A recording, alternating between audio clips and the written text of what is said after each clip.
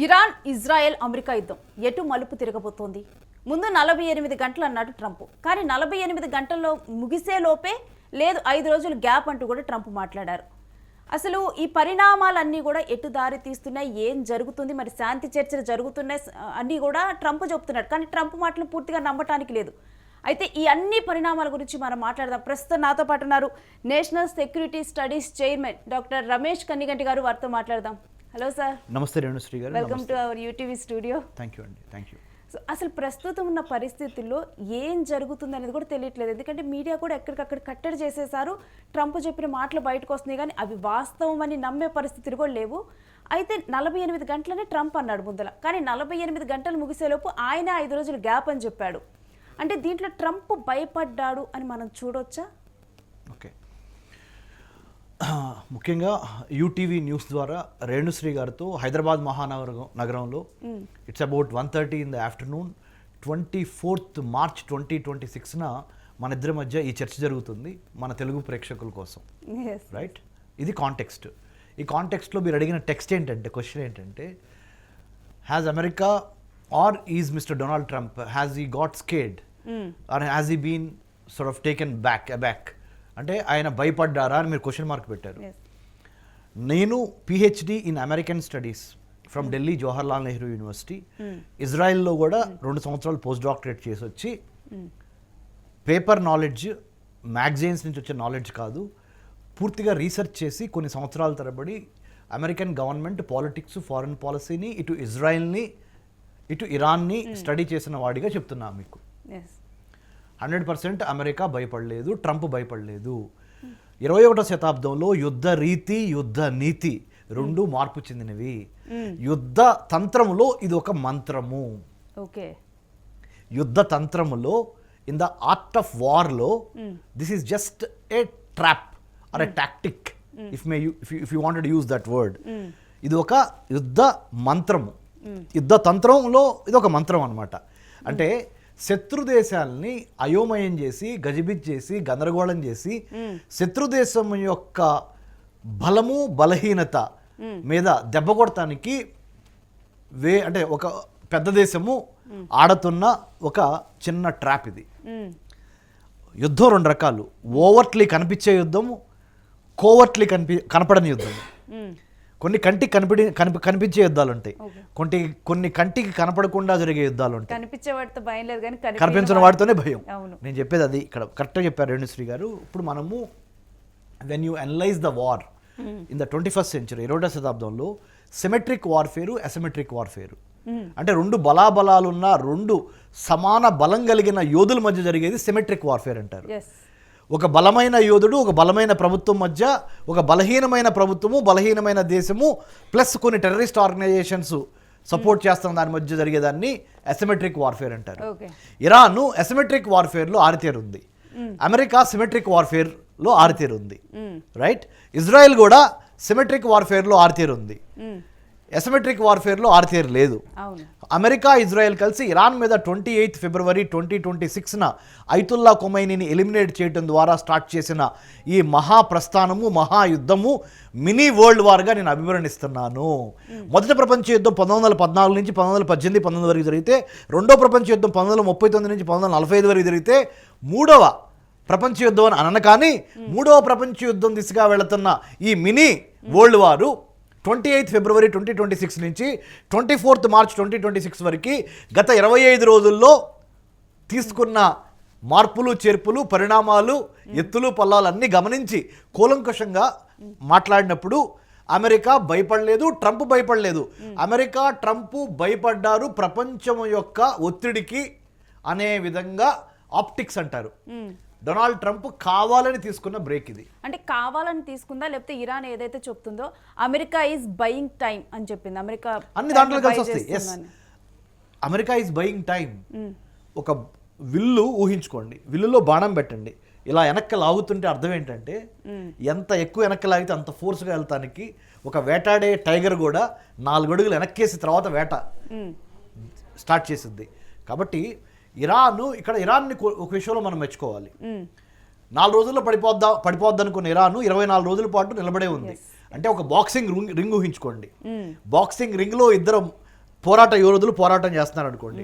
ఒకళ్ళు బాగా నెంబర్ 1గా పేరున్న ప్రపంచ ప్రఖ్యాతగాంచిన అమెరికా, ఇంకొకళ్ళు ఇరాన్ దెబ్బ తగులుతుంది, కింద పడుతుంది, మళ్ళీ లేచి నిలబడుతుంది. రింగ్ వదలట్లేదు కాబట్టి దానికి కొంత గౌరవం పెరుగుతుంది. అలా అని ఇరాన్ కంప్లీట్గా గెలిచిందని కాదు, అమెరికా భయపడిందని కాదు, ఓడిపోయిందని కాదు. ఇది ఒక యుద్ధ తంత్రంలో ఇది ఒక చిన్న సంధికాలం అంటారు. అంటే physical warfare, cyber warfare, maritime warfare, and then satellite warfare, drone related warfare, artificial intelligence related warfare, ఇన్ని రకాల వార్ఫేర్ మధ్యలో ఓన్లీ మీరు గమనించండి, అమెరికన్ ప్రెసిడెంట్ ఏమన్నారు రేణుశ్రీ గారు, ఇరాన్లో ఉన్న పవర్ ప్లాంట్స్ని నేను 48 అవర్స్లో కనుక హర్ముజ్ జలసంధిని కనుక మీరు ఫ్రీగా వదిలిపెట్టకపోతే ఇరాన్లో ఉన్న పవర్ ప్లాంట్స్ మొత్తాన్ని కొట్టేసి చీకటి అంటే చిమ్మ చీకటి ఇరాన్ మొత్తం వ్యాపించేటట్టు చేస్తానని చెప్పాడు. కానీ మీరేమన్నారు సార్, చెప్పిన doctor Ramesh Kannaganti American president చెప్పిన దానికి విరుద్ధంగా యూటర్న్ తీసుకొని ఆయనే మేము ఇరాన్తో చర్చలు చేశాము, 5 రోజుల వరకు ఇరాన్ని కొట్టము అన్నారు. ఆయన అన్నదేంటి, పవర్ ప్లాంట్స్ని కొట్టమన్నాడే కానీ ఇరాన్కి సంబంధించిన మిగతా వాటి మీద నేను డ్యామేజ్ చేయనని ఎక్కడ అనలా ఆయన. You have to read between the lines.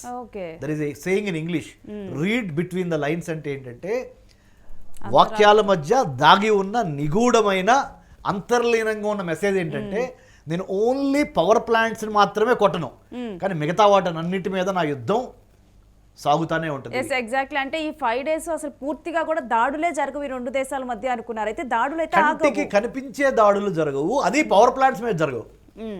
కంటికి కనిపించిన దాడులు ఏంటి చెప్పండి, అంతర్జాలం అంటే ఇంటర్నెట్, అంటే సైబర్ స్పేస్లో వారు 100% జరుగుతూ ఉంది. ఏంటి, సైబర్ సెక్యూరిటీ, సైబర్ ప్రోటోకాల్స్ ఉపయోగించి ఇరాన్కి సంబంధించిన కీలకమైన పోర్ట్లు, ఎయిర్పోర్ట్లు, రాకెట్ లాంచింగ్ సెంటర్స్, విద్యుత్ శక్తి కేంద్రాలు అన్నిటి మీద వాటిని సైబర్ సెక్యూరిటీ ప్రోటోకాల్స్ని బ్రేక్ చేయడం ద్వారా ఇరాన్కి దెబ్బ తీయటం మీద Trump and CIA and other important director national intelligence agency లాంటి అమెరికాకు సంబంధించిన అన్నీ పనిచేస్తూనే ఉంటాయి 24/7 365 days. So I have answered your question. America భయపడినట్టు కాదు. అమెరికా ఏం చేసిందంటే, డొనాల్డ్ ట్రంప్ ఏం చేశాడంటే, ప్రపంచంలో వస్తున్న ఒత్తిడి ఆయన మీద, స్ట్రైట్ ఆఫ్ హర్ముజ్ మూసేయటం మూలాన మాకు ఆయిల్ దొరకట్లేదు, మేమేం తప్పు చేసాము, మేము తప్పు చేయలేదు కదా, మీరు కొట్టుకుంటా మా మీద ఆ పనిష్మెంట్ వేయటం ఏంటి అని ఒక 90 దేశాలు డొనాల్డ్ ట్రంప్ మీద ఎథికల్గా, మోరల్గా ఒత్తిడి పెడుతున్నాయి, ప్రెషర్ పెడుతున్నాయి. ఆ ప్రెషర్ నుంచి తప్పించుకోవడానికి ఒక ప్రజాస్వామ్యబద్ధంగా ఎలక్ట్ అయిన నేను, I'm the president of the United states of America, the largest military, the most powerful military, the tech giant of the whole planet, United states of America president అయిన నేను మీ అందరిది చెప్పింది నేను కూడా కొంత ఇరాన్కి సమయం ఇస్తున్నాను అనే విధంగా ప్రపంచ దృష్టిలో ట్రంప్ పడాలి కదా. దానికి ఇది ఒక చిన్న టాక్టిక్ అనండి, అంటే ఎత్తనండి, పై ఎత్తనండి, శత్రు అంటే ఇరాన్ని గజవిజ్ చేసి గందరగోళం చేసే ఒక వ్యూహం అనండి. అంతేగాని ట్రంప్ భయపడలేదు, భయపడినట్టు కనపడుతున్నాడు. అండ్ ఈ అంశంలో చూసుకుంటే గల్ఫ్ దేశాల నుంచి ట్రంప్కు బాగా ఒత్తిడి ఉంది. గల్ఫ్ దేశాలు ట్రంప్ను నమ్మి మోసపోయాయి, ఇప్పుడు నోట కరుచుకుంటున్నాయి, అనవసరంగా ట్రంప్ నమ్మాము, అమెరికాని నమ్మాము అని చెప్పి అని ఒక ఆలోచన చేస్తున్నట్లుగా వినిపిస్తోంది. తప్పలేదు అందులో, నిజమే. అమెరికన్ బేసెస్ని వాళ్ళ కంట్రీలో అలౌ చేయకముందు ఆలోచించాల్సింది అది 100%. అంటే ఆ రోజు అలౌ చేసినప్పుడు అమెరికా మమ్మల్ని ఆదుకుంటుంది అని చెప్పి అనుకున్నాయి. ఇటువంటి సిచ్యువేషన్ ఎక్స్పెక్ట్ చేయలేదు. కానీ ఈ రకంగా అమెరికానే అసలు ఇక్కడ దాడులు జరుగుతున్నా కానీ పట్టించుకోకుండా మా మీద దాడులు చేపిస్తుంది అనే ఆలోచనకు వచ్చాయి. ఇక నెక్స్ట్ ఇవన్నీ కూడా ఒక తాటి మీదకి వచ్చి వాళ్ళు కొత్త సైన్యాన్ని కానీ క్షిపణి శక్తిని పెంచుకోవటం కానీ చేస్తాయనుకోవాలా? ఇక్కడ ఒక చిన్న విషయం రేణుశ్రీ గారు, ఇస్లామిక్ వరల్డ్లో 2 రకాల ఫ్యాక్టర్స్ ఉన్నాయి. ఒకటి Sunni led Islamic countries, 2 Shia led Islamic countries. Iran is a Shia led country, కానీ 100% ముస్లిమ్స్ తీసుకుంటే అందులో దాదాపుగా 90% సున్నీ ముస్లిమ్సే మెజారిటీ. సున్నీ ముస్లిం కంట్రీస్లో ఎవరెవరు ఉన్నారు? గల్ఫ్ కోఆపరేషన్ కౌన్సిల్ కంట్రీస్ అయిన Saudi Arabia, Oman, Kuwait, Bahrain, UAE అంటే యునైటెడ్ అరబ్ ఎమిరేట్స్ అంటే Dubai and Abu Dhabi, right? Qatar, ఇలాంటి కంట్రీస్ ఉన్నాయి. అవును. ఇందుట్లో అమెరికాకి సంబంధించిన మిలిటరీ బేసెస్ ఉన్నాయి.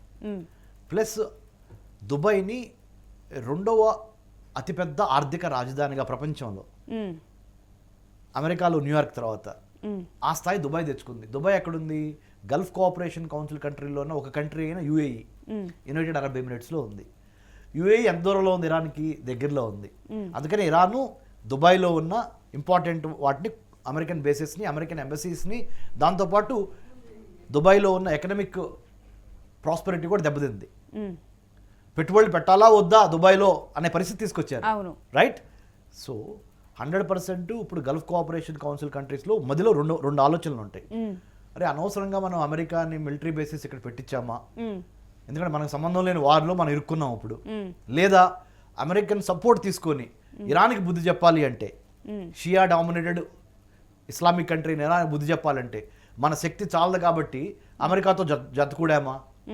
2 రకాల ఆలోచనలు ఉన్నాయి. సమయాన్ని సందర్భాన్ని బట్టి రెండిట్లో ఒక్కోసారి ఇది గెలవచ్చు, ఒక్కోసారి ఇది గెలవచ్చు.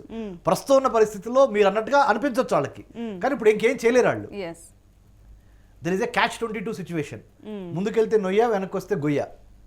కాబట్టి ఇప్పుడు వాళ్ళు ఏం నేర్చుకుంటారంటే, వాళ్ళు ఏమి నేర్చుకుంటారనేది వాళ్ళకు వదిలేద్దాం. మనమేమి నేర్చుకోవాలి భారతదేశము, మన మోడీ గారు ఏం చేస్తున్నారు అనే దాని మీద మీరు ప్రశ్నలు వేస్తే నెక్స్ట్ యూనో కపుల్ ఆఫ్ మినిట్స్లో తప్పనిసరిగా దాని మీద కూడా చెప్తాను. ఇక్కడైతే మాత్రం నేను ఒకటే చెప్తున్నా, అమెరికా భయపడినట్టు నటించింది, భయపడలేదు.